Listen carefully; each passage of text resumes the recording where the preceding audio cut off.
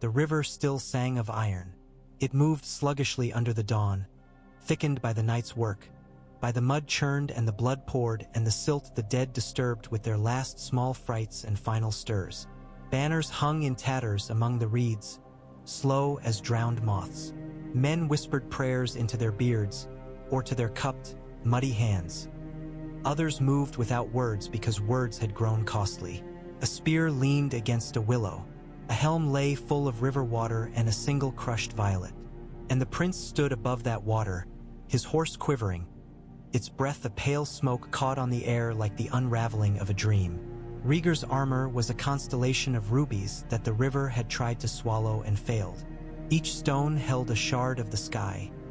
His hands were bare, red to the wrists from lifting and laying down, from pulling men from the reeds when they were still half alive, from touching faces to be certain they were not.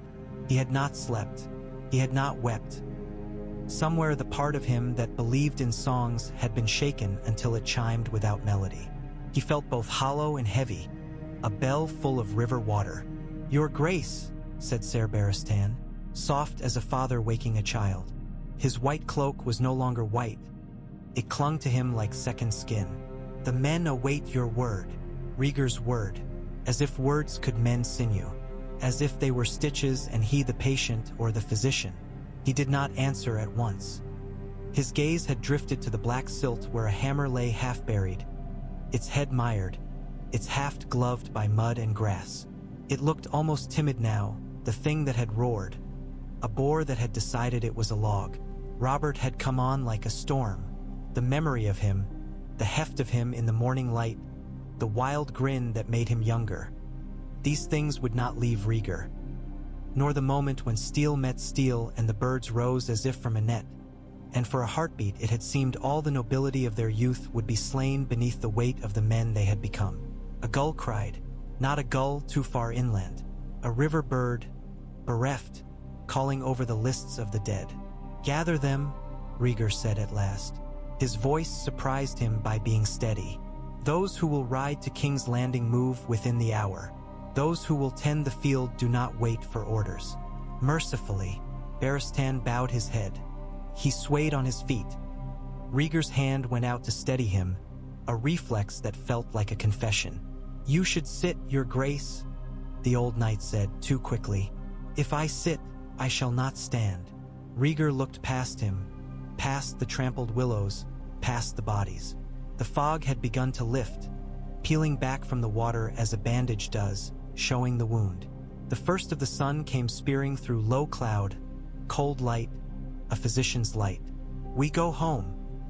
"Home," said Barristan, as if it were a foreign word. "Yes." He hesitated. "The men have heard that the stag is dead," Rhaegar said. The words rested on the air and did not fall. It seemed indecent that sound would obey after so many things had refused. He dismounted. The rubies of his breastplate threw a dull red into the river where his boots sank. By the hammer he knelt, and he did not take it up. He would not, that was not his, and he did not strike it deeper, though the urge came to him like a child's. He only looked. The print of Robert's last steps was there in the churned mud, a history written poorly and quickly, with the ink blotting and the hand shaking. Rhaegar could almost see him, his old friend, his loud friend, his rival who had never once been his enemy until men and duties dressed them both in armor that their boyhoods could not pierce. He closed his eyes and the river crossed behind them. In that darkness, for a heartbeat, he held a harp again. It was an old failing. He imagined a string struck, a note pure as winter sky. It died as quickly as the memory allowed. He opened his eyes to the broken reed beds and the men waiting for his word to become a road. "Send a raven to Storm's End," he said to Barristan. "To Stannis Baratheon. He will likely hold. He will hold even if the walls fall on him. He will be given safe conduct to swear fealty or depart as he chooses. And send to the Eyrie. Lord Arryn spared at the King's grace. The riverlands will need tending. Hoster Tully must be written with kindness." He swallowed. The kindness tasted like ash. "He has lost much. Your Grace will be seen as merciful," Barristan said. "If I am seen," Rhaegar said. At all. Men brought the prince's black cloak. He shook it out and at once shrugged it around his shoulders, and it clung, heavy from the damp, smelling of smoke and horse and spent breath. He climbed into the silver saddle and felt the animal's living warmth take some of the cold from his bones. Cunnington came from the ridge with his hair disordered, his mouth set hard to keep it from trembling. He had fought like a man tearing the night with his hands. He had a cut on his cheek that would scar if left alone. Rhaegar thought of how many maps were about to be rewritten by scars.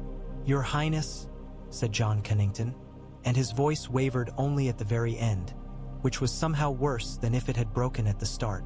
"They found Lord Lewin of the Kingsguard. He died with martels around him, as he would have wished." Rhaegar bowed his head to that. In his mind he saw Elia's eyes, candlelit and patient, and then the flicker of them when she looked at their son, and then the warmth when she looked at their daughter, different each time though it was one gaze. "He died as he lived, then," Rhaegar said, "with honor. And Sir Richard Lonmouth," Cunnington added. "I am sorry, Your Highness." Rhaegar's hand tightened. Sir Richard had been the shadow that laughter casts. He felt something pull at him behind the ribs, a stitch that did not heed breath. "We will tend to them," he said. It seemed to him that this day had aged him and then asked him to carry its weight besides. When he turned his silver, men looked as if they had just woken and were surprised to find the world. He saw the small folk archers he had brought from the Crownlands, men from the city's gutters and fish stalls who had stood their ground against storm lords roaring like surf.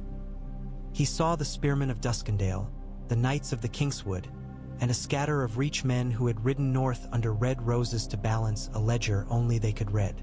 He raised his hand, and it felt heavy enough to drag the sun. "Home," he said again.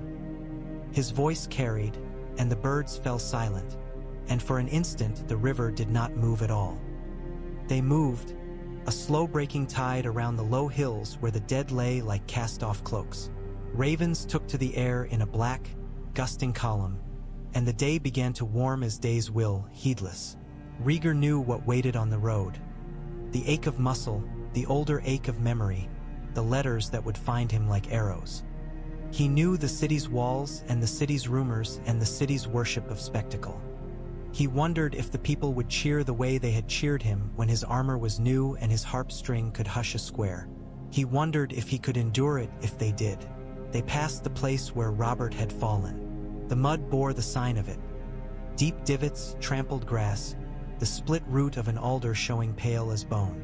Rhaegar felt the looking without turning his head. Men wanted to see that place as if it were a shrine and an omen both.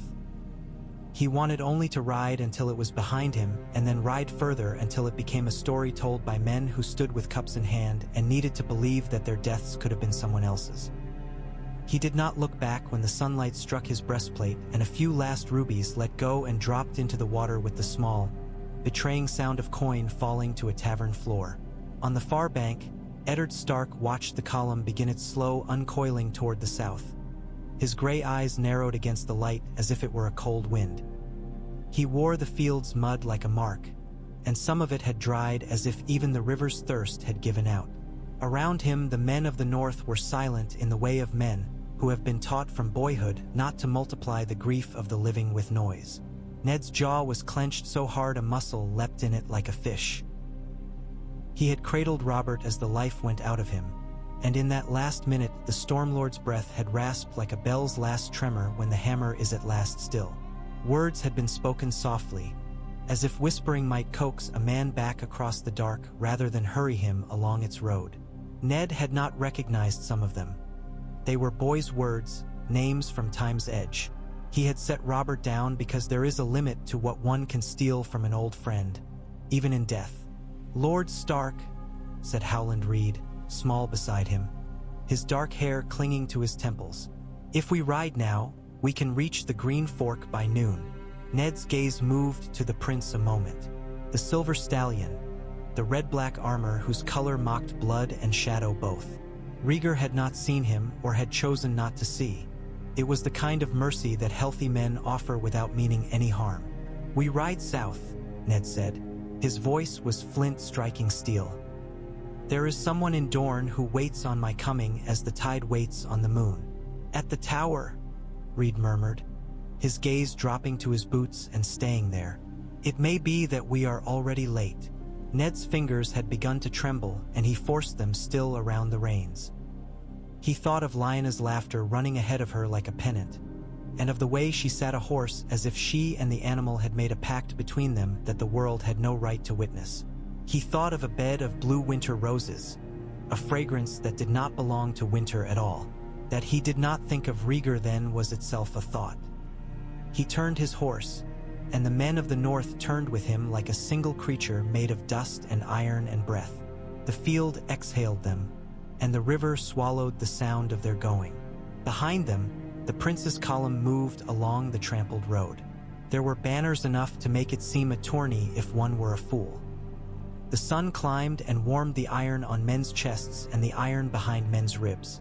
They passed farmsteads with shuttered windows and women seen only as the flash of an eye through a crack, children who watched the way children watch, as if they were learning the names of the days by looking at the faces of passing men. At midday they stopped by a stand of oaks. Bread was chewed, meat torn, cups passed like confessions. Rhaegar did not eat. He drank water and it tasted of metal, which he decided was honest. Baratheon sat with the weight of his years on him like a mailed cloak. Cunnington cleaned his sword for too long. Someone sang, softly, and was shushed. The world had always been full of rules men forgot on the first day of grief. It was as if grief erased writing. In the afternoon Rhaegar called for parchment and seal. He leaned it on his knee and wrote in a hand that held steadier than he would have thought. The words that would cross the realm like weather. Mercy for one house, purchase for another, the shape of scorn for a third. To the rock he wrote too, with the language one reserves for a debt that has come due. Lord Tywin Lannister, the scroll would say when it reached his desk of inlaid woods, has withheld his sword from the crown in its hour of need. He has wavered in the sight of the realm. He has sought to husband his strength behind stone while the realm spent its sons along the river. The letter would call that caution cunning by another name, and it would say plainly that Westeros could no longer afford cunning that served itself first and the realm never. It would offer the choice between Justice's blade and Justice's road. The prince had seen enough blades. Exile, Rhaegar wrote. The ink seemed to darken further when it took the word. The rock to be held in trust by the crown until such time as the realm is made whole. The mines to be overseen by men who count more slowly than avarice. The lions to the ships. The boy. Jaime. He paused. The quill hung there, a longest breath. He is sworn of the king's guard, your grace. Baratheon murmured across the fire, as if he had read the hesitation. He belongs not to his father's house. A vow unmade is a broken bone, Rhaegar said softly. We will not break what is sworn cleanly. He will remain. He heard how that sounded. Mercy in one ear, calculation in the other. One lion declawed, another fenced. Lord Tywin, his daughter, his banner's masters, those who will not bend to the realm's need, will cross the narrow sea. Their gold will cross with them as far as the keys and then turn back. He set the pen down. He looked into the middle distance and saw a girl child with black hair climbing a chair as if it were a mountain. Rhaenys laughed in that memory. In life, perhaps she was also laughing at this hour, with Elia's hand loosely in her hair. There will be howling, he said, mostly to the fire. The West is used to hearing itself. There will be lords who say a prince is remade when he writes such things, said Cunnington, his eyes on the letters as if they were a chessboard. There will be those who say he is his father after all. Rhaegar's mouth thinned. I have been many men to many mouths, he said. Let them try to sing this one to sleep. The song will not suit them. When evening came, they rode again. The day had changed its mind and decided to be beautiful. The geese cut black letters in the sky, writing a message no man could read. In a low place near a bridge, the road passed through a hollow where the frogs sang as if the night were already upon them. Rhaegar did not mind it. It sounded like water trying to be a harp. At dusk they made camp on a hill crowned with beech. Cook fires sprang up like stars. The men lying on their cloaks looked small and human and dear. Rhaegar walked among them as if they were a garden. Some looked up and smiled and did not know why they smiled. Some looked down and pretended they had not. He asked one man of Duskendale after his brother. He asked a Kingswood archer if he had news of his wife, and when the man said no, Rhaegar said he had seen ravens flying south and took the liberty of deciding it meant the bird had already left the city with words tied to its leg. Only when the moon lifted did he allow himself to go to the edge of the camp and stand where the grass fell away to the river, a flatter, gentler part of that same water that had taken so much from him. The silver grazed nearby, tugging at tough stalks. Rhaegar's breath smoked faintly when he exhaled. Behind him Barristan sat with a hand on his knees as if he were praying without words. Connington had at last fallen into a sleep that looked like a duel he was losing. There was a sound at his shoulder. Varys moved in the dark like a thought. His soft shoes made no noise on the grass, only the faintest whisper when silk brushed silk.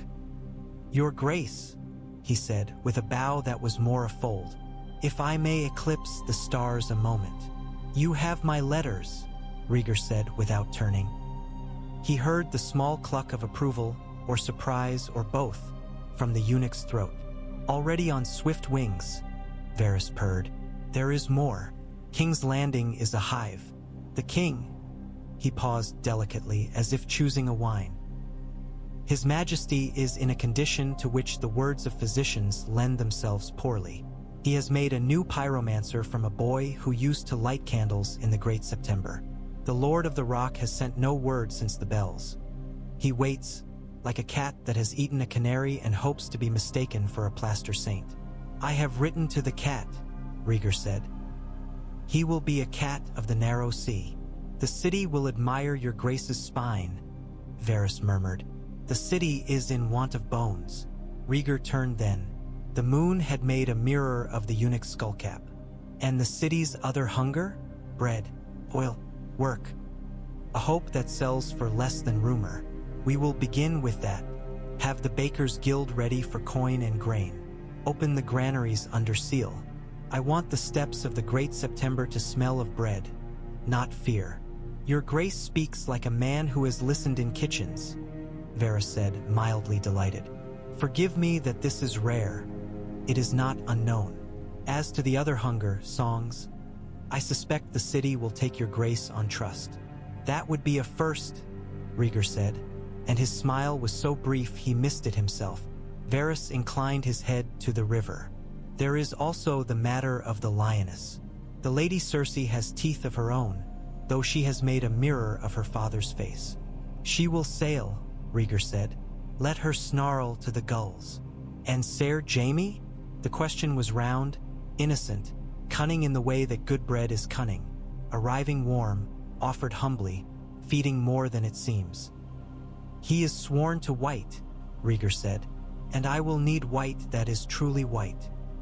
"Ah," Varys breathed, as if the air itself had been arranged well.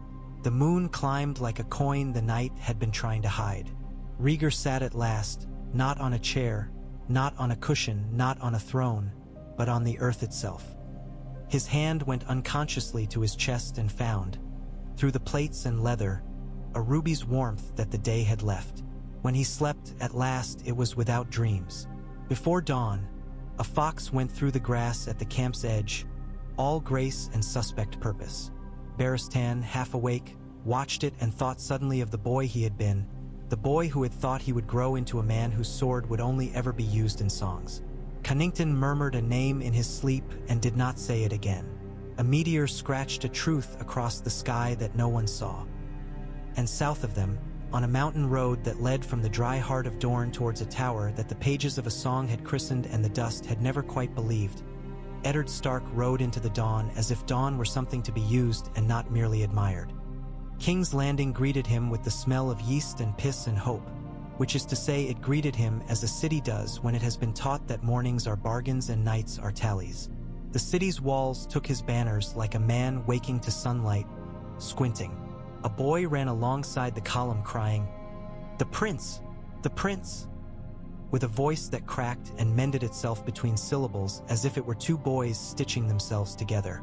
Women on balconies leaned down, flour dust on their forearms, hair pinned with skewers that had once held figs.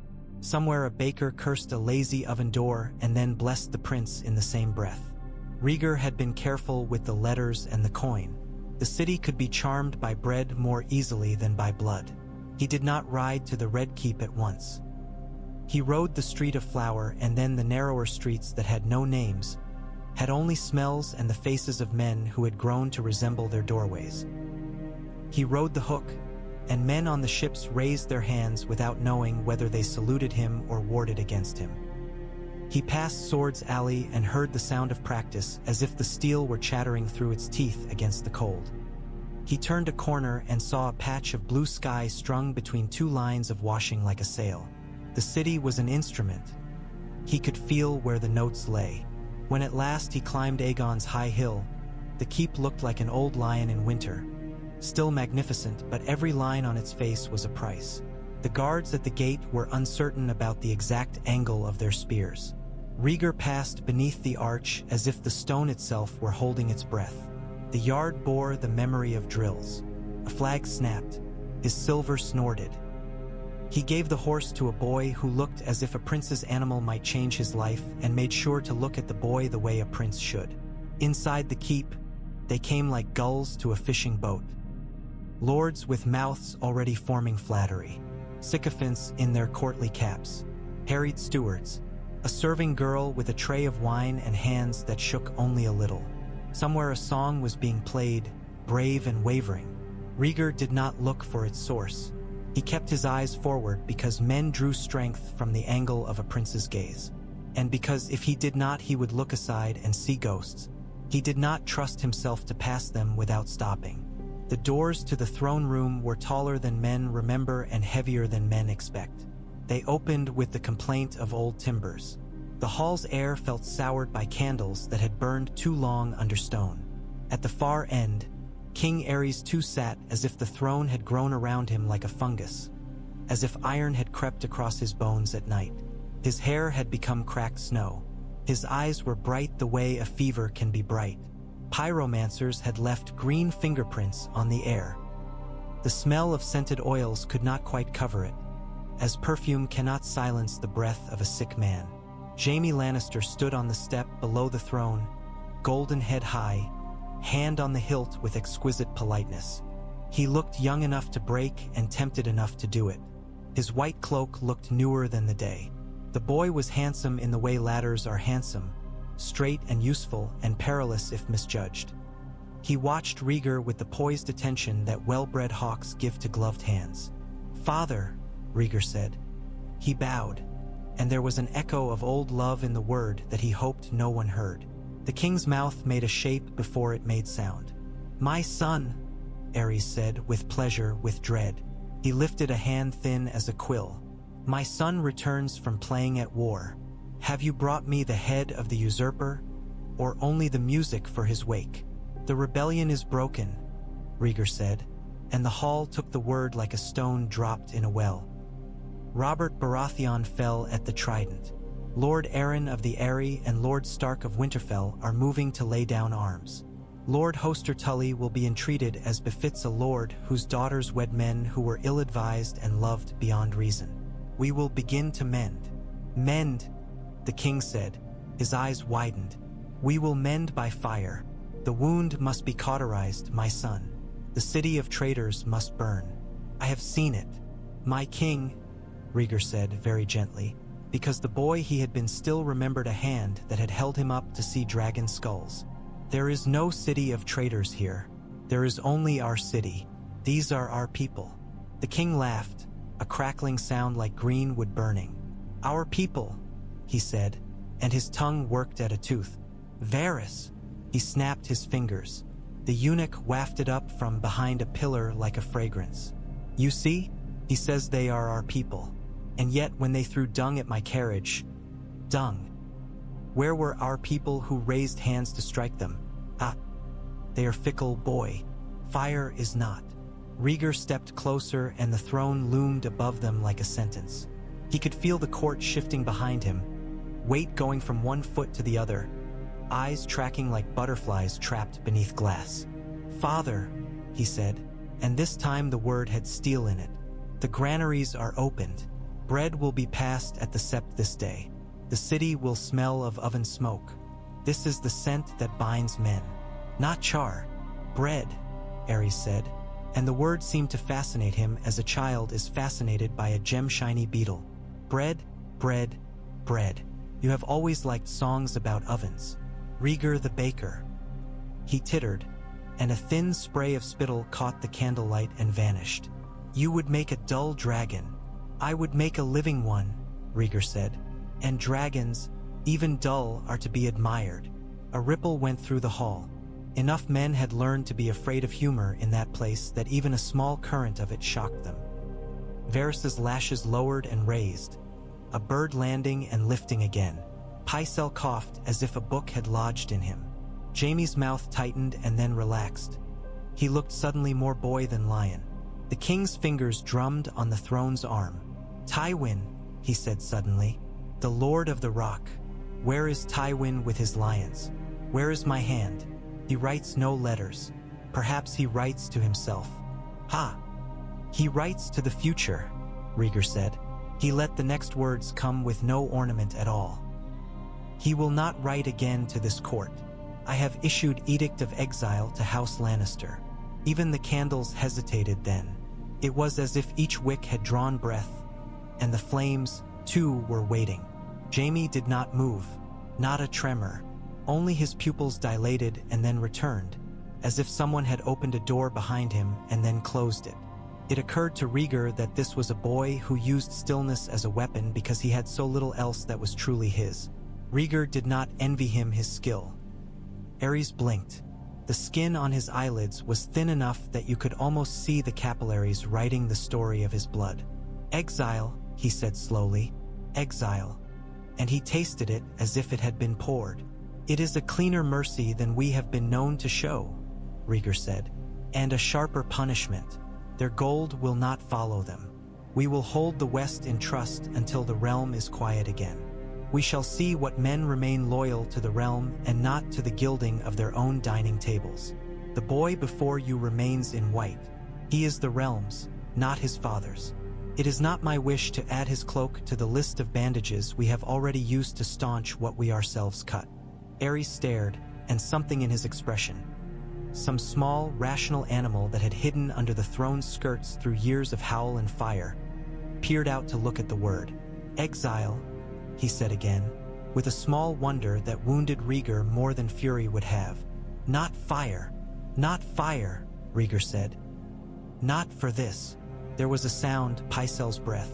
The Grand Maester had moved closer, hands a-tremble in his sleeves with a life of their own. Your Grace, he said, the intonation precise as measurement. We must consider precedents. To strip so mighty a house of precedent, Rhaegar said. Yes, we have many. We remember some. We have forgotten others. Let this be a new one. Varys made the smallest appreciative sound in the throat, like a cat who has found cream by accident.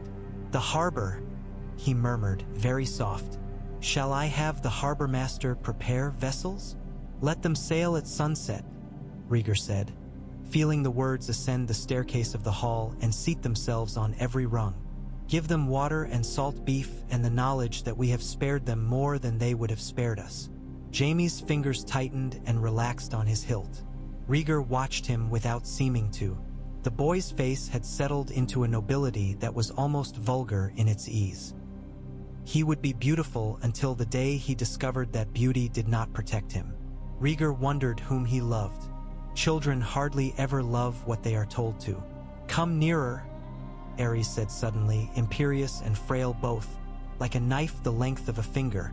Rhaegar went every step a decision. The throne's iron was cold through the room's old heat. The king's breath smelt of something sour that had once been sweet. When he spoke, it was almost a whisper. You will not unmake me. I will unmake only what must be unmade, Rhaegar said.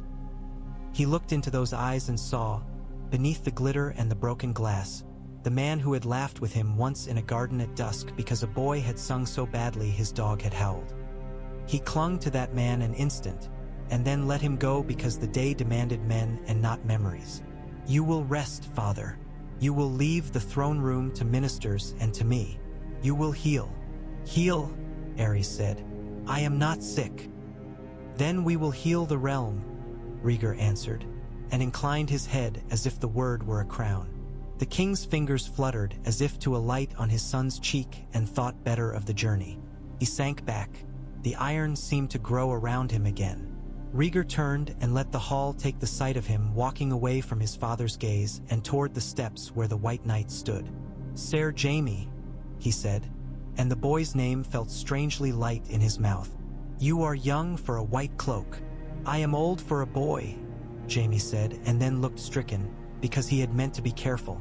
Rhaegar's mouth tilted. "Guard the king. Guard him truly. Guard him against all who would do him harm, including himself.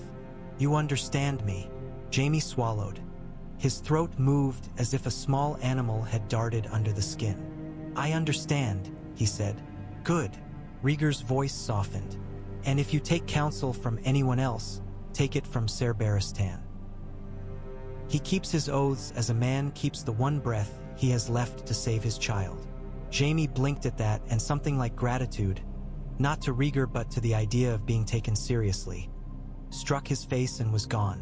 "As you command, Your Grace." "Your Grace." The hall had more kings than it could count, and yet none it could name without flinching. Rhaegar left them to their counting. Outside the doors, the air felt clean, as if he had walked out of a sick room into a winter courtyard. His steps quickened down corridors he had run as a boy. He passed a window where he had once watched snow fall only to find it was ash from a fire in Flea Bottom, and he smiled a little to remember the scolding for the panic he had raised. He came to a small door and through it to a quiet chamber lit by a single high window that took the sun like a blessing and gave it back like a vow. Elia was there, sitting not as queens sit but as women do when they are not watched, one leg tucked under her, the other swinging slightly as if it had remembered dancing. Rhaenys was asleep on the rug with her cheek on a little hound whose patience was the patience of dogs who had chosen their humans. Aegon lay in a cradle that had been his father's, his fist tight around nothing at all, his mouth making the secret shapes that babies make when the world is teaching them to speak dreams. Elia looked up, and in her eyes Rhaegar saw Dorne and Winter both. He went to her and sank to one knee and put his head against her palm as if it were water. "You came home," she said simply, and her voice gentled the words into something he could almost forgive himself for hearing. "I came home," he said. The room drew breath with him. He told her what he could bear to tell her, and she listened with her face still as sunlight on stone. When he spoke of Luwin, she closed her eyes and opened them and nodded once. When he spoke of Robert, she looked at the window as if a hawk might land there, black as judgment. When he spoke of Ned Stark riding for Dorne, her gaze came back to him with the expression she wore when deciding whether a fruit would be sweet or bitter from the scent of its skin. "She will want her brother," Elia said. She did not say Lyanna's name. "And she will want what she thinks was promised to her." "What do you think was promised to her?" Rhaegar asked softly. Elia tilted her head. "A song that only you heard," she said. "Men who hear songs alone are dangerous, my love, even when they sing beautifully." He bowed his head to that. "I will go south," he said, and realized the words were already in him like bones. "I will meet them at the tower, and I will lay truth on the road like a sword, and we will see who dares to step over it." Elia's mouth moved and then set. "Take men you trust and leave men you cannot spare," she said, "and be sure which are which." He rose and kissed Rhaenys' hair, which smelt of sleep and dog. He touched Aegon's small hand, which closed around his finger with the ferocity of new life and then let go because it had not yet learned not to. He took up his cloak again. At the door he looked back and found Elia watching him with that gaze that made courts tidy themselves and old men remember their mothers. "Bread at the Sept," she said. "The city will remember that." "And the harbor?" he asked. "The ships will be ready," she said. "I have sent a boy with a chalk to write the word farewell on a dozen barrels as if the city itself were speaking. It amuses me to think Tywin Lannister's men may drink that word in their beer." Rhaegar smiled then, brief and honest. the first smile that had gone all the way to the place where a harp once lived. The evening came down red over the harbor, and Lannisport wore it like a wound that had decided it would be a jewel instead. The gulls were fat with rumor. Along the quay, fisher boys clutched lines and watched the grand folk with the frank contempt of those who know more about rope than about gold. The crews moved with the ease of men who believe that water is a road and roads are insults. Lanterns flowered along the piers, bright as lies and just as useful. Cersei Lannister stood quite still and allowed the last of the city to pass through her. Everything was a message, and she had always read messages better than she liked to admit.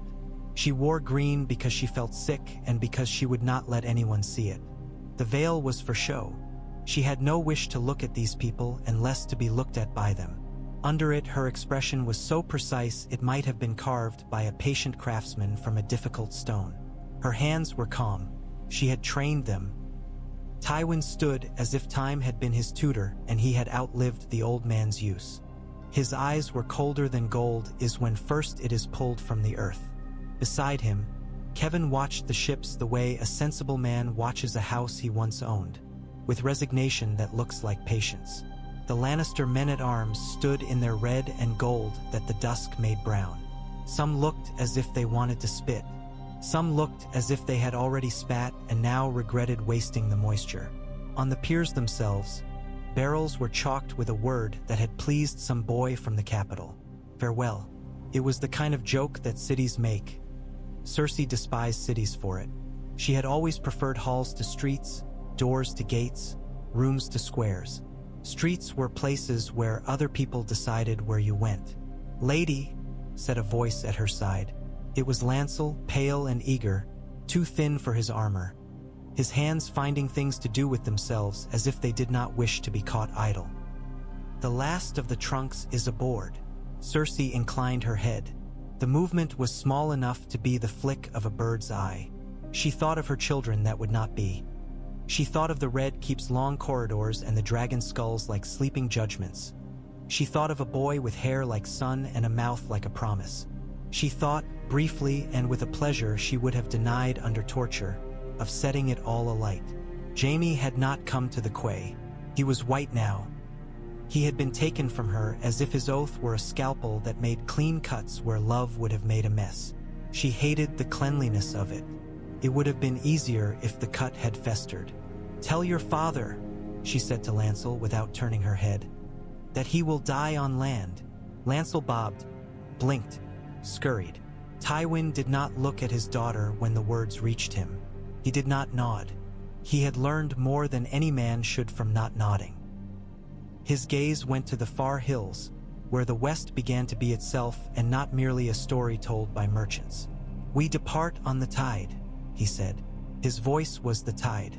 Kevin cleared his throat. "There are those," he said carefully, "who will say we should not go." Tywin turned his head then, just enough to prove that it moved at will and not at rumors. "Let them say it from the shore," he said. "Men like to shout from places that don't move." "Your Grace," said a harbor official, braver than his boots, bowing until it seemed his back might learn a truth and change. "There is the matter of accounts." Tywin looked at him as if he were reading an inscription in a language he accepted as valid and found tiresome. "The accounts have been settled," he said. "With chalk?" Cersei asked, soft as salt. The official stared at her veil as if it were scolding him. She had meant the word to cut and found that it only bled her. She straightened. "We are done with chalk," she said. "We are not students." The harbor smelled of rope and tar and farewell. On the far edge of the quay, a group of city children had found a crate stenciled with that word and were tracing each letter with grubby fingers as if they could rub it away by attention. One girl looked up and met Cersei's gaze through the veil. The girl's eye was clear as a shard of bottled glass. Cersei stared back until the child flinched and made the sign her mother had taught her against ill luck. Cersei felt, absurdly, as if she had lost an argument. "Board," Tywin said, and the word went out along the planks the way iron filings show a magnet's shape. The men moved, the trunks gold-trimmed, bristling with the old life's letters, went up the gangplanks as if they were being carried to a pyre. The last light struck the ship's sides and made them seem something polished and expensive. And then the light thinned and the ships became merely wood and tar and ambition. Cersei stepped onto the nearest gangplank as if she were stepping onto her own pride. She did not look down. She did not look back. The city would have taken it for pleading, and the city did not deserve to be so flattered. Only once, when the lanterns were already gathering in trembling skeins along the masts, did she let her head turn, a fraction, in the direction of the east where a boy with hair like sunlight would be standing a sword's width from a mad king. She hated the boy for staying and herself for wanting him to come. A gust came off the water sharp as memory. The chalk letters flared white in the dark. Farewell. The tide took the first of the ships and slid it into the harbor's throat. Men on the quay began to sing without meaning to, a low working song with no words, the kind that keeps time and keeps fear off the shoulders. The lanterns swung with the rhythm of it. Cersei gripped the rail and imagined that each swing was a blow, and that the man taking them was a dragon learning a lesson about lions. She allowed herself one thought of fire and then made it into ice and put it away. On a higher quay beyond the lantern haze, a boy stood with a broom, forgotten. He had been told to sweep the chalk letters when the last of the Lannisters passed, and he had frozen as the line of them went by. Lords who walked like their names were sentences, women whose mouths held closed around grief as if it were a pit they would not fall into in public. The boy had never seen such people. His broom hung in his hands like a question. When the last red cloak was aboard and the ropes were cast off, he began to sweep dutifully.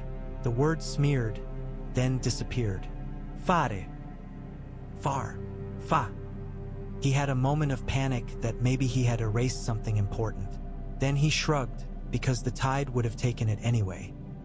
In the water, the ships moved like animals who had decided, finally, to accept their keeper's notions. A rope creaked. A gull shot between two masts with a cry that was half remark, half laughter. The first ship's bow took the last of the lantern light and wore it as a crown and then turned its head and gave it back. On the castle heights, the lion banners drooped, as if tired. Tywin watched without blinking. He had taught his eyelids not to waste labor. Kevin's hand went out and then drew back without touching his brother's sleeve. "Uncle," said Lancel at last, unable to keep the boy out of his voice, "will we come back?" Kevin looked at him as if he had found a small creature under a stone, and both wished to examine it and wished he had not lifted the stone. "We will go where your Lord Father tells us," he said. "And if we come back it will be because the sea returns what the land refuses." Tywin's mouth moved in what a man less cautious than Kevin might have called a smile. "We return when the realm remembers the price of refusing us," he said. "No sooner." The lanterns multiplied on the dark like stars. The harbor's water made the quiet, greedy sound that water makes when it steals small things from the world and carries them where the world will not look. The city went from red to black with the unconscious ease of long practice. By the time the tide turned, the Lannister ships were out where the harbor mouth feels the first strong hand of the sea and where the gulls begin to circle more for habit than for hope. The heat rose in sheets, and the road's dust went into men's mouths and behind their eyes as if it meant to reside there and write itself into them. The marches have a way of making northerners feel their coats even when they have none on. The sun did that thing it does where it not only warms but pushes the hand at the back that insists on pace. The tower stood ahead as if a boy had placed it there while playing, and then men had grown around it and found they could not move the boy's toy without breaking something that would never mend right again. Eddard Stark rode with his eyes narrowed and the hair at his temples already wet under the rim of his helm. Howland Reed moved in the shadow of his knee and seemed to occupy less space than men, like a legend that has not yet settled into bones. The men of the North followed with the patience of men who had learned, at their mother's knees, that the world was older than they were and unastonished by their wishes. At a place where the road bent like a bowed head, they drew up. Across the way, on an outcropping that had pretensions of being a hill, 3 men in white stood above the road and the day. Their cloaks did not stir. The heat had pressed breeze from the earth. The one in the center wore the sun as if it had decided to be his, and the swords at their hips were not merely iron but intention. Sir Arthur Dane's face was a line a careful hand had drawn. Sir Oswell whence shadow fell as if it knew where shadows should lie. Lord Commander Hightower's gaze was a thing that measured. Ned swallowed the grit in his mouth and tasted home under it, because home is an irony. He rode forward with Howland at his knee until he stood on the same page of the day as the White Knights. "Lord Stark," said Sir Arthur. He did not smile. He could not. The day would not permit it. "You have ridden far." "Far," Ned agreed. He did not draw his sword. He did not dismount. "We are late." "Late," said Hightower, and his eyes went briefly to the sky as if to ask whether time kept appointments for men. "We were told to guard her," he said. "We were not told to read the hour." Ned's breath went out of him. "Then she is here," he said, and all the iron in him shifted its weight. "She is here," Arthur said. The words were both blade and balm. Ned looked at the tower. He thought of blue flowers and a bed. He thought, absurdly, of Winterfell's gods wood under snow, the way the flakes lodge on the black of bark and persist there as if snow were a notion the tree thought it could learn. He did not think of Rhaegar because to think of Rhaegar would have been to let anger in, and anger was a horse that would not stop once mounted. "I have no wish to kill you," he said. "I came for her." Oswell's mouth twitched as if he had remembered laughter and set it aside. "We know why you came," he said. "We have had the sun for company." Speaks frankly. Ned closed his eyes an instant. "What does it say?" "That men make promises with their eyes and keep them with their bones." Oswell's voice was not unkind. "And that the truth takes the shape of whoever carries it." "We swore," Arthur said. "We were told and we swore. It is a simple thing and a hard thing. If we let simple become complicated, we begin to look like men rather than swords." Ned felt outrage knock gently, the politest of housebreakers. He did not let it in. "She is my sister," he said, like a man telling a physician where it hurts. "And she is the prince's lady," Arthur said simply, with none of the rancor the word might have borne. "We are the king's swords. Between kings and princes the sword does not claim to know the difference. We stand. That is the sum of us." The day hung between them, patient. Howland Reed cleared his throat. "If the prince were here," he said, "would he ask you to bar the way?" Arthur turned his head, a fraction. Something passed over his face that only men who had used mirrors to check whether grief had changed them could have named. "If he were here," he said, "we should have no need to bar anything at all." "How fortunate then," said a voice from the road behind Ned, and men turned as one body with many humors. "That I am." They parted like a curtain and Rhaegar came through. He had shed the black and ruby for plain mail with a cloak light as the day would allow, and he looked taller for the change, as if the absence of splendor had given his bones permission. Barristan was with him, and a half-score of red cloaks who looked as if they had grown wary of color. The sun made him squint and then let him have the sight entire. "Arthur," he said. There was a moment in the word that had nothing to do with war and everything to do with songs sung beside a river at night. "My prince," Arthur said, and with the smallest motion of his hand he allowed the sun to set on something none of the others could see. "We have kept our vow." "You have," Rhaegar said, "and I release you from it now." The men on both sides did not move. The day made a hollow sound, as if it had dropped something and could not find it in the grass. Arthur's eyes went to Hightower's, to Oswell's. A conversation nearly happened and then did not, out of respect for the day. "If I sheathe my sword on your word, I sheathe it forever," Arthur said. "I will not draw it tomorrow against the same men I lower it before today." "You will not be asked," Rhaegar said. "There has been enough of that." Ned's heart beat twice too fast and then returned to its work. He put a hand to his horse's neck to steady himself and felt the hot, living truth of the animal's hide. He did not look at the tower because to do so would have been to run. He kept his gaze on the prince and said, because a man must, "My lord, I am here for my sister." Rhaegar looked at him very steadily. "And I am here for the truth," he said. "Come." They went together, the white cloaks falling in behind like courtly weather, Baratheon moving as if this were a dream that might despise suddenness. The door of the tower stood open, and the air that came from within was cooler and smelt of lime and old water and a thing Ned had not expected, the faintest hint of winter roses. His knees were less reliable than he had believed. The stair wound up in a tight stone that made a man feel like a thought trying to recall itself. On the third turn, a woman's voice came down like a ribbon. "Is that you, brother?" Lyanna said, and the years since had no power at all in it. Ned did not answer, because to answer would have loosened something in him that men fear to see loosened. He climbed until the stair ended in a small chamber full of light and the smell that had struck him below, and there on a narrow bed with a blanket woven in a Dornish pattern lay his sister, pale as if the sun had decided to rest on her rather than enter her. Her eyes enormous and wet at the corners the way wind makes them when you ride too hard. "Lya," Ned said, and the word came out the way boys speak to dogs in courtyards, helpless and full of a loyalty that is older than law. He went to his knees beside her and took her hand and found it too hot. He bent his head and pressed his mouth to it and tasted salt. He could not tell whether it was hers or his. "Don't scold," she murmured. "I know the speech you brought me in your saddlebag. I know all the parts. You always were too honorable to improvise." Rhaegar stood by the window and looked out because even a prince can be an intruder. He kept his hands behind his back and studied the light as if it were a problem that could be solved if only one found the right words. Arthur stood with his weight a fraction on one foot as if to remind the stone how to be solid. "You should have told me," Ned said. Lyanna's smile was a blade.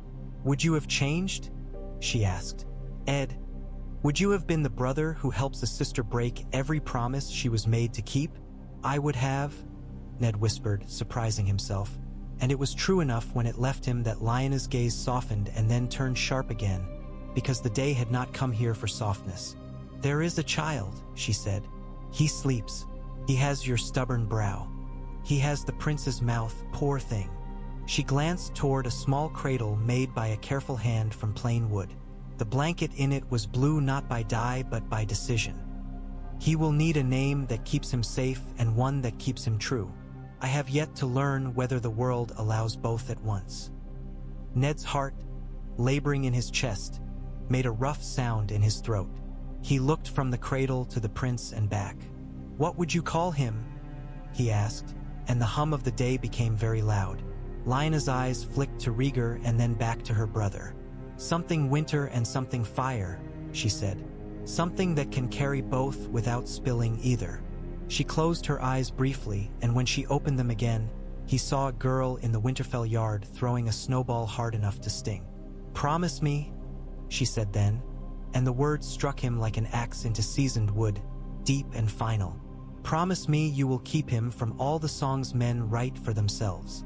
Ned took her hand in both of his and pressed his head to it the way a man prays. "I promise," he said, and felt the words set like a bone. Rhaegar did not move from the window. He had closed his eyes. The light on his lids made them pale. The wind moved outside, indifferent and exact. When he spoke, it was to the stones. "There will be no more taking. There will be asking, and there will be answers. We will build a realm that can carry more than one truth." Lyanna laughed softly, and the sound was both a girl's and a woman's. "Men have built worse things," she said. "Go. Let me sleep, and wake me when the songs are quieter." Ned leaned and kissed her brow, careful as if it were glass that held sunlight. He stood and looked into the cradle. The child slept with fists like knots, the mouth soft in a way that made men stupid with tenderness. He thought, without intending the thought, that he would lie for this child, and that the lie would grow into a tree he would shelter under no matter how it bent. Outside, on the tower's step, the white cloaks made a little weather around themselves, and Rhaegar looked at Arthur as one looks at a man who has taken a blade for you without making drama of it. "You will come back with me to the city," Rhaegar said. "We will need men who can stand without explanation." Arthur nodded. The sun lay on his hair and turned it into a thing that devout men might make relics from. "We will," he said. "And you, Lord Stark," Rhaegar said. He put his hand out then, not knowing until he did it that he would. Ned looked at it and at the man whose hand it was, and then put his palm into it and gripped as if a man might forge a truth between skin and skin. "Ride north with your sister when she can ride," Rhaegar said. "Tell Lord Aaron that I will come to the Eyrie as soon as I have taught the city to bake bread without asking me its recipes every hour. Tell him there will be no fire, only law. Tell him I have broken the West with exile, not with executions, because I intend to rule a realm and not a graveyard." Ned nodded once, sharp as consent can be when it has been wrested rather than offered. "And if the West returns?" he asked. "Then we shall teach the sea to keep what it takes," Rhaegar said, and the words surprised him with their cruelty, and he did not take them back because men would need to hear them. They left the tower in the hammering light. The falcon that had been circling stooped and then rose with nothing in its claws, because sometimes the act matters more than the meal. The road made itself available. Howland Reed looked as if the day had carved his face with a patient thumb. At the bend, Ned looked back once and saw a single square of cloth move at the window, pale as a petal. He did not wave. He watched until it stilled. He rode north with the promise in his chest, like a fire that could not be seen in noon bright but would be the only heat later when the night had its say. The steps of the great September were warm to the touch even at morning, a stone warmth that seemed to rise from the city's long habit of kneeling here. The scent of baking had drawn a line through King's Landing from the wharves to Aegon's high hill, a line that touched faces until they lifted, as plants will turn toward a window. Baskets came from the crown's granaries under seal. Flour-dusted arms passed loaves from hand to hand until there was no rank left in the crowd except hunger and the relief of its meeting. Rhaegar stood bareheaded in the light. Bread is a homely thing, and so was he made to look homely.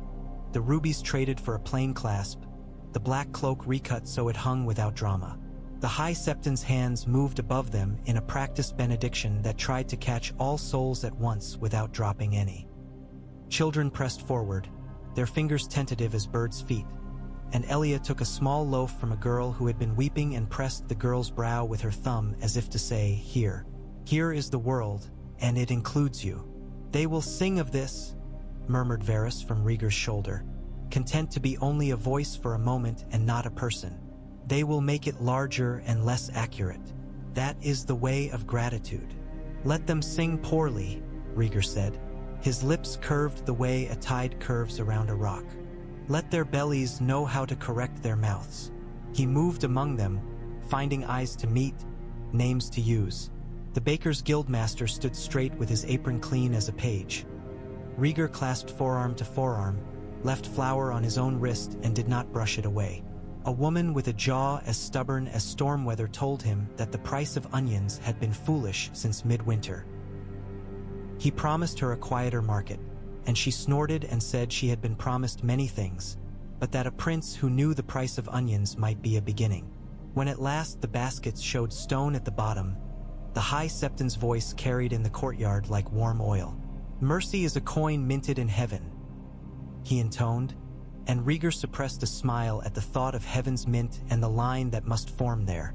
He lifted a hand for silence, and it fell in pieces and then whole, the way silence does when it remembers itself.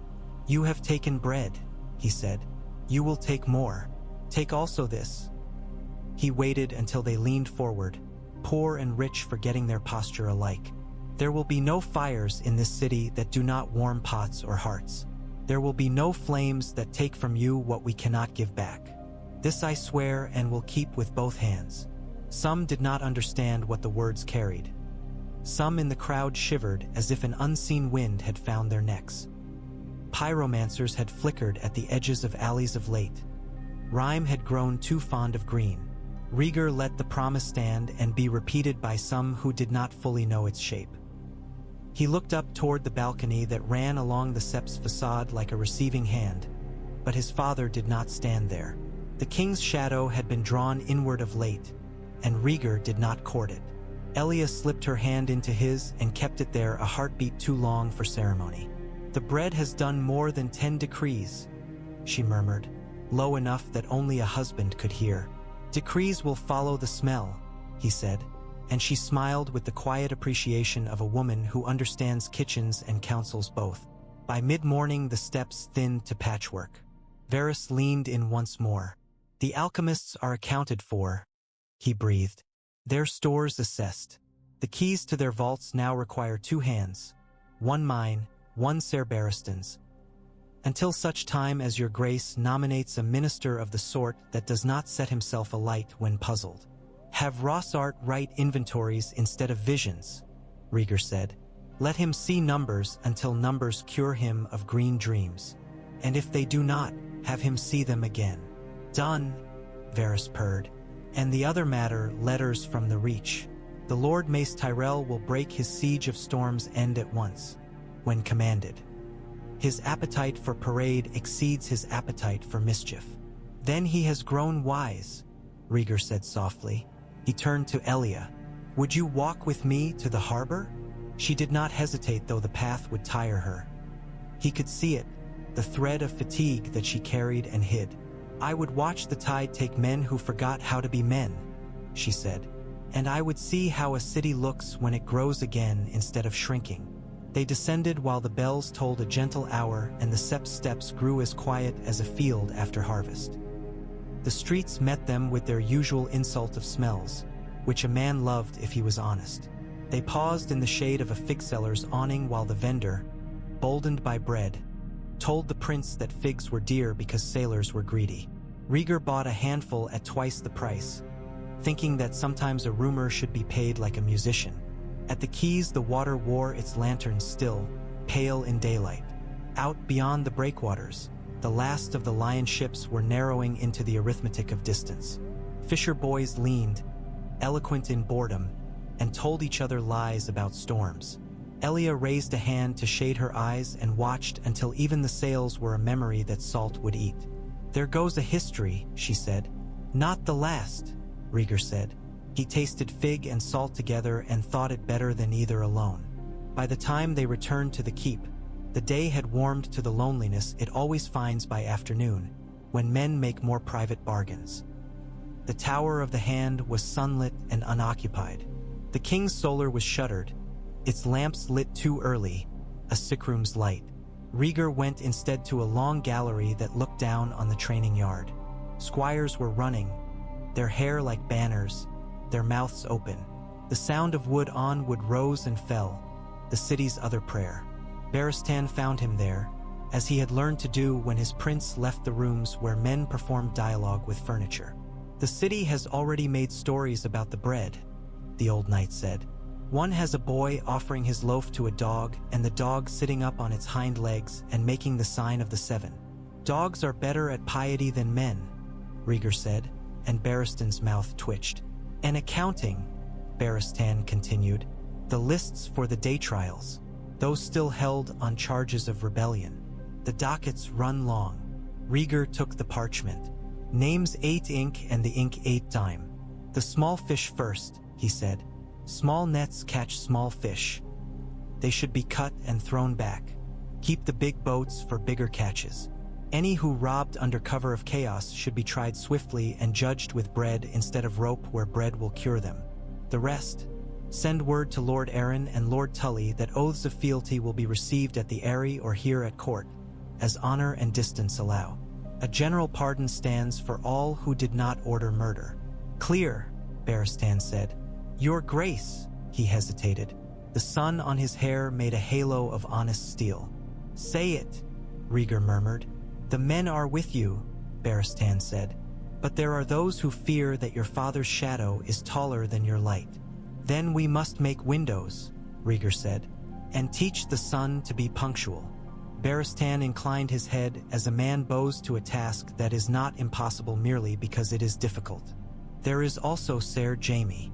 Rhaegar looked down into the yard where boys ran until they were a notion rather than individual limbs. He stands stiller than statues, he said. He watches as if he expects to be struck from behind, Barristan said quietly. That is a man who has lost his place and found only a duty. We will keep him to the duty until the place remembers him, Rhaegar said. He is young enough to endure it. And the king, Barristan's voice gentled as if it were approaching an animal on a narrow ledge.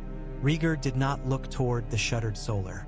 "We will keep him from flames and from mirrors," he said. "And we will pray the city learns to ignore his worst hours as it ignores an old drunk on a corner where once a temple stood." Barristan nodded, but his eyes were lines of worry cut fine. His hand fell to the hilt the way memory falls to old couches. "I will set watches around the alchemist's halls and the vaults. No one lights a candle there without 3 witnesses and a ledger. Make the ledger in a large hand," Rhaegar said, and let out a breath. "Go, Ser Barristan. Be everywhere I cannot." When Barristan had gone, the gallery felt larger and emptier, like the pause between verses when song falters and must be picked up again. A harp hung in its accustomed place, by a window where the wind worried the strings if the latch were left awry. Rhaegar stood beside it and did not touch it. Across the yard, a pair of boys had begun to fight too fiercely for practice. A master-at-arms strode between them and cuffed one, then the other, making justice equal in a way that satisfied neither and educated both. Jaime was learning how quiet a hall could be. The silence here had species. There was the silence of absence, when courtiers had spilled out into corridors to gossip.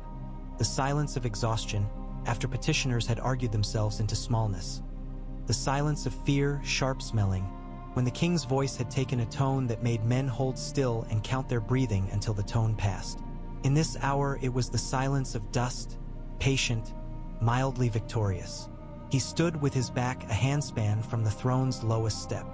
A white cloak is a discipline. It itches when you cannot move. It flares when you do. He had come to like the itch, told him where he was. The sword at his side weighed what a promise weighs the day after it is made. He had not gone to the harbor. He had not watched the ships. He had told himself that he did not avoid pain. He simply met duty first in the day and allowed pain to wait its turn. The truth lay somewhere behind that, tapping on the wall, asking to be let into the good room. Footsteps, the honest clatter of a knight who has not forgotten the world's noise, announced Ser Barristan's approach. Jaime did not turn. He recognized the weight of the man's tread already, the economy in it, the refusal to waste sound. "You stand well," Barristan said. Praise from the White Bull was less like honey and more like clean water. "I was taught by a good man," Jaime said, and meant it. He heard Barristan's small breath of acknowledgement. "The king sleeps. He dreams," Barristan said after a beat. "Let us call it that." Jaime permitted himself a sigh shallow enough that the cloak did not shift. "Does the prince intend to change who sits that chair?" Barristan's silence was another species, the silence of a man walking around a word to see its other side.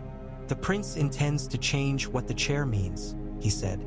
"If he can do that, the rest will follow." Jaime turned his head then.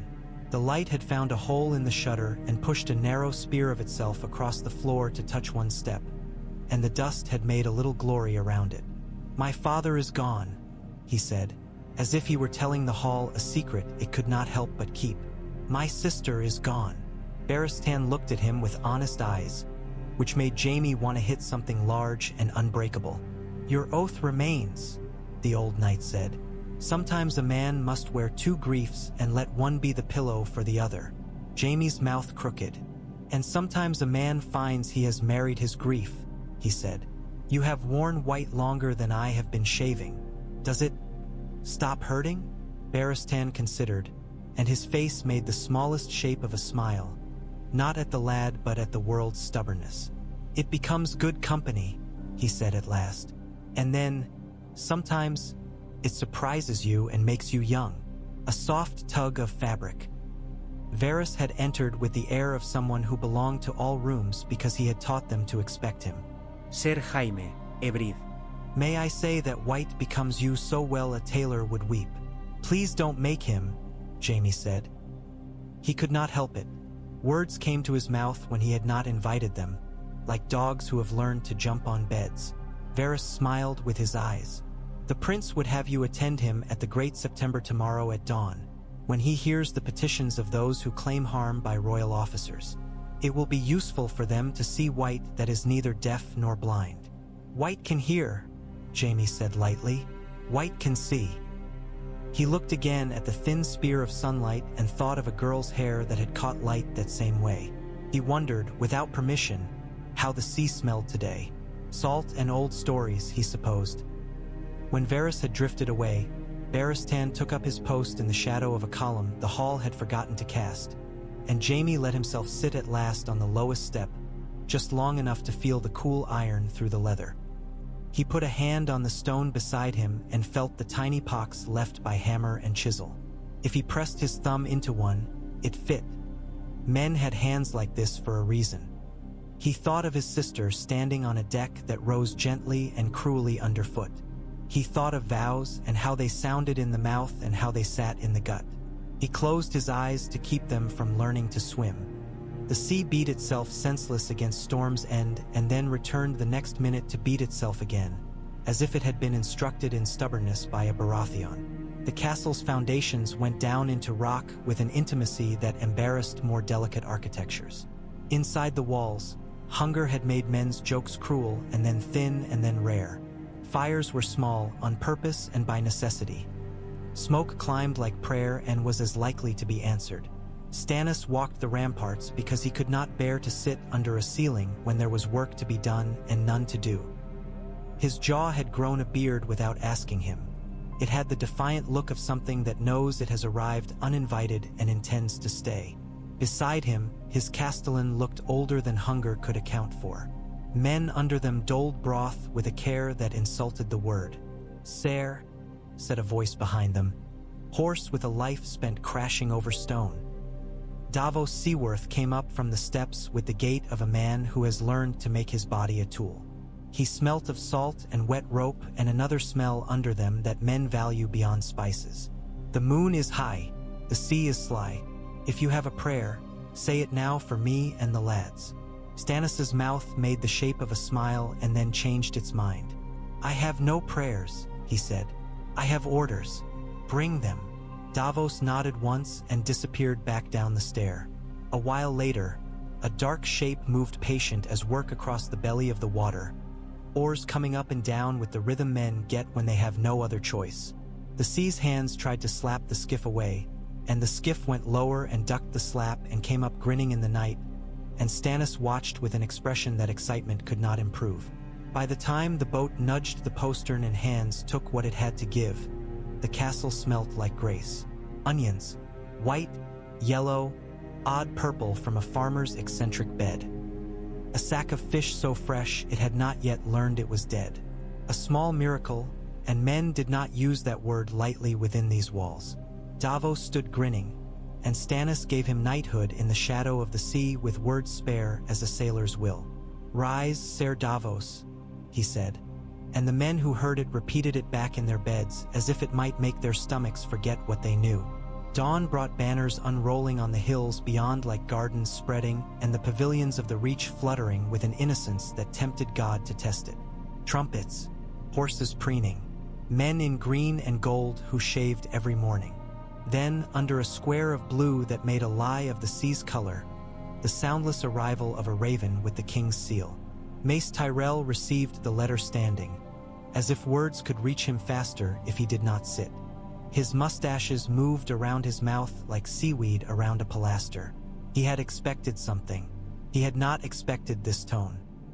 "By the prince's order," Paxter Redwine read over his shoulder, because he had the comfortable habit of men who mace aloud near his shoulder. "By His Highness Rhaegar Targaryen, Prince of Dragonstone, acting with the king's grace. The siege is lifted. Stannis Baratheon is granted safe conduct to present himself at court or retire to his seat as he wills upon swearing fealty to the crown. Grain wagons will accompany the breaking of your camp for distribution to the small folk in the marches. The crown thanks the Reach for its steadiness. The crown does not reward cruelty or vanity." Mace's mustaches drooped and then rallied. "Cruelty?" he demanded of the letter. "Vanity? Does the prince call the feeding of my men vanity? Does he think trumpets eat air?" Paxter's eyes had that laughter in them that men sometimes cultivate like a secret orchard. "He calls me steady," he said mildly. "I shall take it as a rhyme to ready. Lord Stannis will be freed. I imagine," and his brows rose, that he will scowl while he eats. What do we feed him? Mace snapped and then saw the trap he was making. He colored and coughed. Break camp, he roared, as if it had been his idea. Break it with grace by the mother. No trampling. I will have no songs about crushed barley or broken fences. Up on the rampart, Stannis received the second raven with a look that might have been relief if men had not asked too much of his face. He read without moving his mouth. Then he turned to the men around him and said only, "We will have bread." And that was more eloquent than all of Mace Tyrell's banners. He swore the oath, because Stannis did not break before he bent. The words left his mouth as if they were coins that had been counted 100 times. He said he would come to court and he would keep the peace and he would accept the prince's justice if it were justice and he would call it injustice if it were not. The Reach applauded itself and Stannis ignored it. Davos stood a pace behind his lord and looked at the prince's seal and thought that men's fates were smaller than the wax they were pressed into. At the Eyrie, the very air seemed to make men honest by terrifying them. The floor's edges were teaching devices. Boys learned to pay attention or were cured by gravity's indiscretion. Jon Arryn had always liked it for that. Truth looked different with cloud behind it.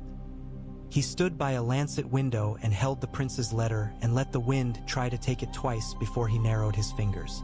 "Mercy," he said, "from a Targaryen." His voice did not accuse or praise. It noted.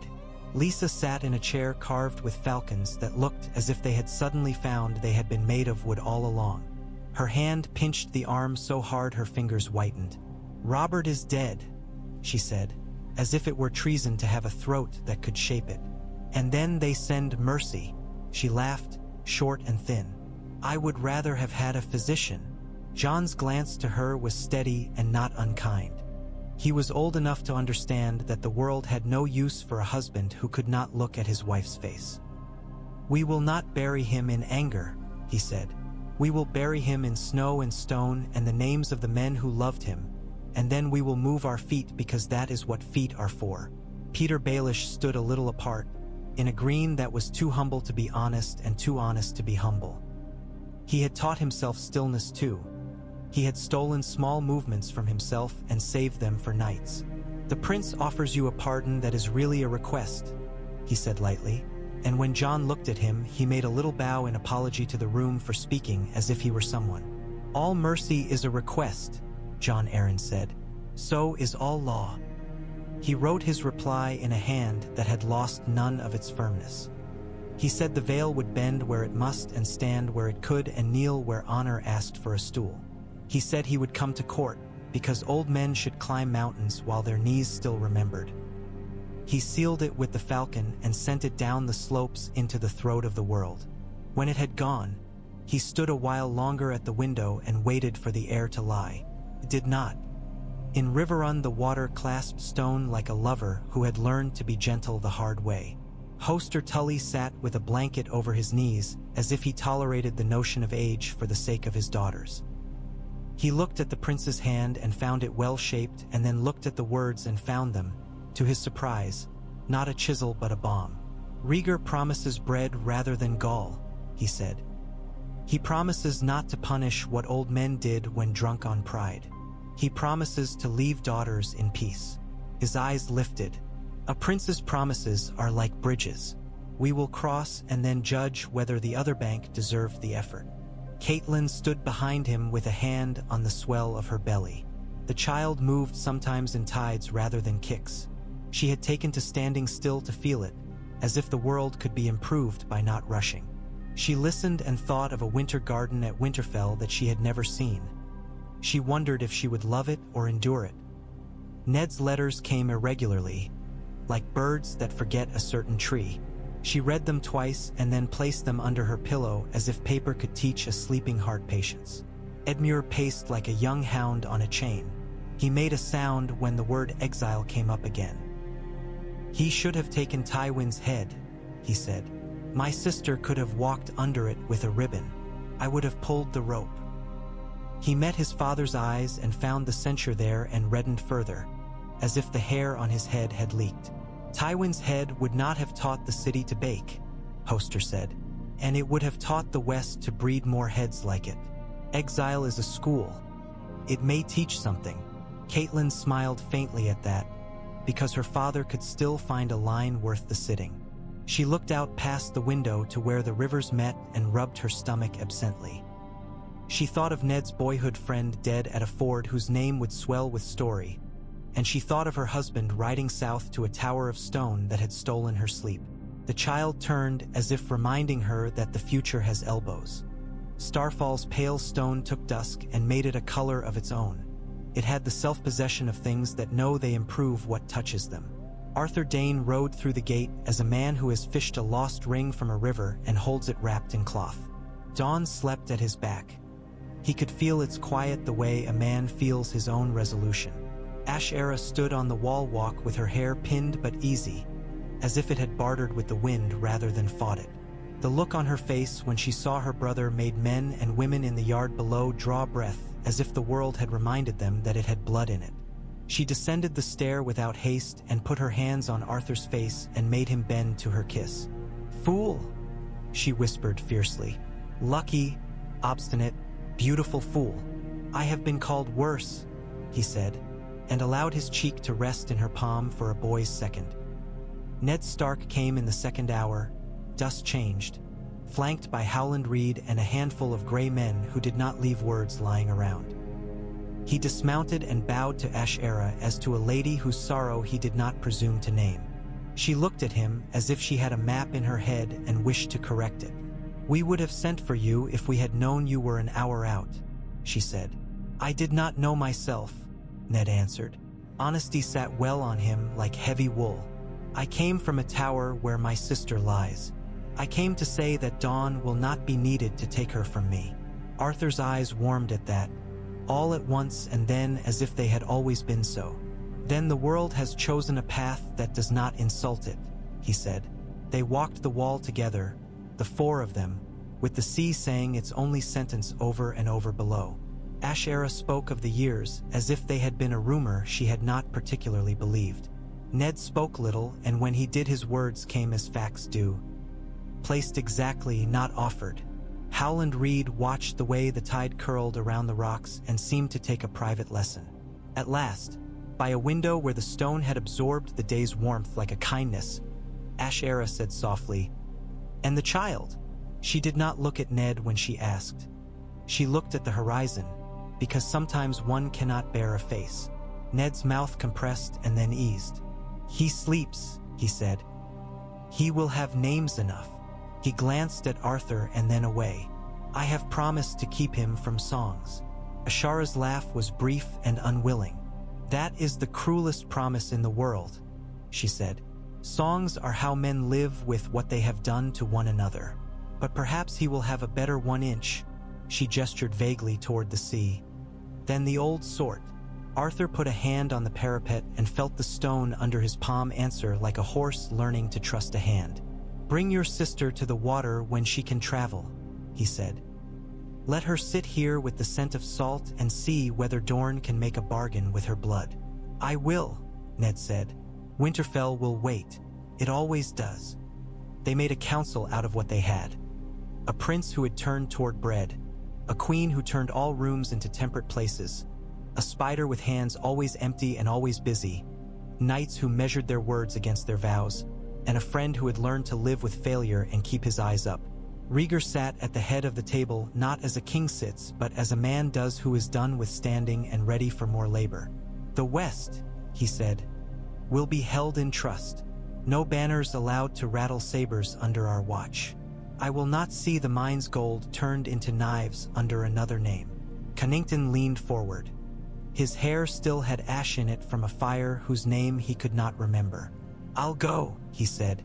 "Give me 2 good men for every 100 I might need, and I'll sit in the rock's shadow and count coin like a scribe tightened by fear."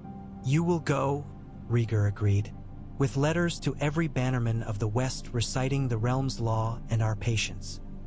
Anyone who puts Lion back on his shield in defiance will find I am not so gentle as the day on the Sept steps might have suggested." Varys's fingers made a temple for his chin. "The Iron Bank of Bravos will be interested," he murmured. "Tywin Lannister's debts and treasures have been topics in more pleasant rooms." The bank will be offended by exile. It prefers negotiable justice. Offer them a schedule and our word, Rhaegar said, and tell them that when they send a man to collect, they must tell him to wipe his feet before he enters the rock.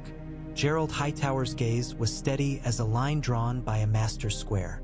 The king's comfort, he said, and only the smallest crumpling of the candle's reflection on his iris suggested this was not an ordinary agenda item. We must speak plainly. His Majesty's counselors of fire are dismissed. They have been read their faults. But his habits remain. Rhaegar met the old knight's eyes and let the respect be seen before the authority. He will be kept from flame, he said. I will have the braziers removed from his solar and the hearth masked. We will put the king in rooms that face the sea and hope salt airmen's where reason does not. Jaime Lannister will stand at his shoulder and learn which of his hands to use. Alya's hand tightened around her cup and then eased. The candle's light made the wine within it look like blood that had decided to be patient. You will send for Doran, she said quietly, and Oberyn. Luwin is gone and Dorne is a roof under which we must stand closer, not further, if we are to stay dry. Rhaegar nodded. Of course she had put it into weather. I will ask Doran to the capital and invite Oberyn to bring his temper where it can be measured. Dorne must see that the crown has not forgotten its bargain with it, nor its love. Oswell cleared his throat. And the boy at the tower? He asked. The question hovered in the room like an insect too interested in fruit. Rhaegar did not lower his eyes. He will be where his aunt is. He will rest. He will be a matter for truth later. For the moment he is a matter for milk. Cunnington smiled with something like old mischief unwrinkling. The realm has survived worse secrets, he said, usually while obstinately refusing to acknowledge them. They drank to that, and Elia watched her husband across the table and saw how the room's candlelight made a map of new lines on his face, as if the day at the river had written itself there. When the council broke, late and necessary, Rhaegar lingered as if tables might forgive him more readily than beds. He went to the harp and put his hand to it at last as one might greet an old horse after a very long absence. He plucked a string and then another, and the room filled with a sound that reminded the candles of their first job. He kept it brief. He had learned what music can take from a man when he needs both hands for other things. When night comes at sea, it comes all at once and then goes about its business, ignoring men. The lanterns made little islands of conviction on the decks. Tywin stood with a map he did not trust and a list he did. Men's names, ship stores, houses in the free cities that could be pressured into courtesy. He had learned long ago that the world is made of lists and the discipline to execute them. Kevin cleared his throat softly. Pentos? He ventured. Illyrio Mopatis is the sort to bow to coin he has not yet seen. Pentos is a purse, Tywin said. We will not stay where men believe the shape of a man is the shape of what he carries. He glanced north by habit, as if direction could be willed into being. Lys Volantis mere men there know the use of exile. They are practiced in keeping their faces still while they count. We will go where a lion is treated as a lion even when he has been made to swim. And the Golden Company? Kevin asked so softly that the wind almost took it. Tywin's mouth tightened in amusement that had learned to become contempt when convenient. The Golden Company sells for the moment, he said. We are not a moment. We are a season. I will not build my season on men who write their vows on ledgers. Cersei stood at the rail, veil discarded, hair loose to show the ship that it was not the only thing that could move by wanting. The sea smelt like tears shed by someone else, which comforted her. She watched the wake cut a bright line on the dark and tried to believe it was a signature. In her head, she composed a letter to a boy in white and burned it before she finished the salutation. She made herself picture her father seated under a striped awning in a city whose language she did not care to learn, and she smiled a little because some torments deserve laughter.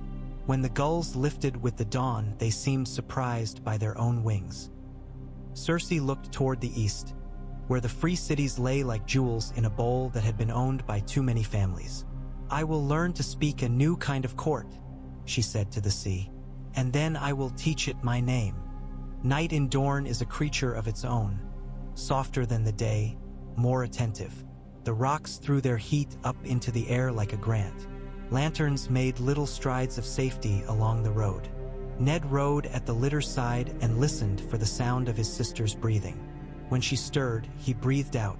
When she was very still, his hand drifted to the litter's frame as if to remind it that men watched over women. Howland Reed came up sometimes out of the dark at his knee like a conjured thing, and murmured old songs that had learned to make space for the silence between their lines.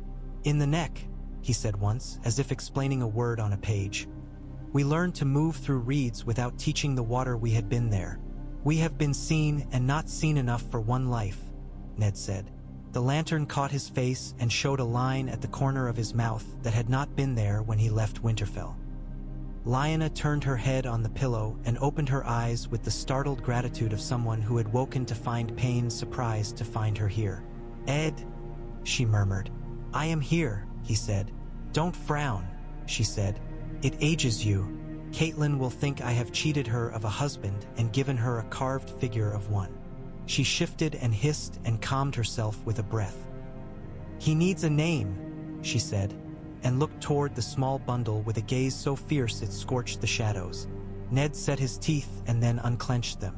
"You name him," he said. "I will keep him." She smiled, almost sly. "Names are snares," she said. "He will need more than one. He will need one that sings and one that does not." She closed her eyes. "For now, call him nothing and let him be everything." He rode with that in his throat like a prayer. Before dawn, when the stars were pale and the lanterns resigned, a wind came down from the mountains that had been snow an hour ago. It touched Ned's face and told him that the north was practicing its breath. He tasted it and thought of old gods who watched without blinking and of stone that kept vows better than men. He set his jaw, which was not stubbornness so much as architecture, and led the litter on. Dawn found the keep thoughtful. In a quiet court where the stones held nights cool, Rhaegar and Arthur were practicing with wooden swords that had no wish to be anything other than instructive. The clack they made was pure as tick time. Rhaegar's stance had improved since the river, not because he had discovered a trick, but because a man who has seen his own death step toward him and then away finds a way to set his feet that cannot be taught in books. Arthur's mouth lifted once when Rhaegar fainted low and made a mess of his own knees cleverly. "You have learned to waste less motion," he said. "You have learned to make beauty answer to use." "I have learned that beauty is a costly sword to carry to war," Rhaegar answered, breath even. He set his stick and bowed to end the bout, because the morning had other labors. Elia stood above them with Rhaenys draped over her like a fox pelt. The child's hand patted her mother's collarbone in its sleep, having learned it to be a step she could climb by. Elia took the measure of the men, the line of Rhaegar's shoulders, the way Arthur had not lost the habit of making room for others on his shadow. She loved them both in their uses to the world, and she loved one of them with the kind of love that is both a power and a penance. Varys appeared at the edge of the court with a ledger as thick as a mild sin. He bowed at the knee rather than the waist, as if his back had already learned too many speeches. "The day is awake," he said cheerfully. "It begs you make it interesting." "Let us make it orderly," Rhaegar countered. "Has the High Septon sent his list of petitioners?" "He has sent 3 lists," Varys sighed, pleased. "One of the truly aggrieved, one of those who will pretend without much success, and one of those who will pretend with such art that a man not himself would be convinced. I have put a mark beside the last for your pleasure." A messenger stumbled into the shade, dust making a cape of the air around him. He went to his knee automatically and offered up a tube as if it were a child. Rhaegar took it, broke the seal, and read while his face forgot to disguise itself. "Storm's End is open," he said. "Stannis will come. He has sworn."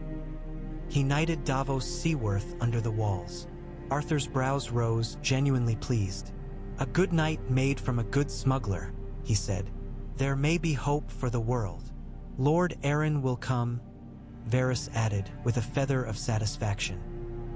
"He has written in a hand that even my old teacher would not dare correct." "And Riverrun?"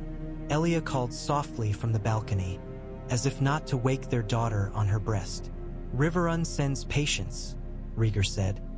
His eyes lifted to meet hers and shared with her the relief that comes when a day's worst fears decline to be punctual. "We begin." "Begin?" Elia echoed, and kissed Rhaenys' hair, which smelt of milk and sleep and the unknown, which is to say the world. They went to their tasks with the humility of men who know how much is left and the arrogance of those who intend to do it anyway. Varys melted. Barristan appeared. The court woke like a camp roused by a trumpet. Rhaegar took his seat not on the throne but on a carved chair that had held princes with their shoes still wet from the river. He listened while fishermen spoke clumsily about tariffs, and a seamstress told a story about a guard with greedy hands, and the guard, pale, stammered, and the prince's eyes went hard in a way that made men think of winter in a useful way. By midday, the petitions were a river that had decided to resume its bed rather than flood. Rhaegar dismissed the hall and stood a moment in the shadow of a pillar, letting the room return to stone. He went to his solar, a room that had never learned the trick of grandeur, and found Rhaenys there with her tutor and accounting board. She looked up and frowned. "Father," she said gravely, 2 and 2 are 4 even if you wish them to be 5. "Wise," he said. "It is a pity the court has no use for arithmetic." She squinted at his hands. "Where are your rubies?" she asked. "In the river," he said. "Good," she replied with the cruel clarity of the young. "They were always trying to be more important than your face." He laughed then, properly and without apology, and for a moment the harp in the corner of the room felt both heavier and less necessary. He crossed to the window and looked out over a city that had decided for the morning to be governable. Somewhere below, men were baking again. The smell stood him in good stead.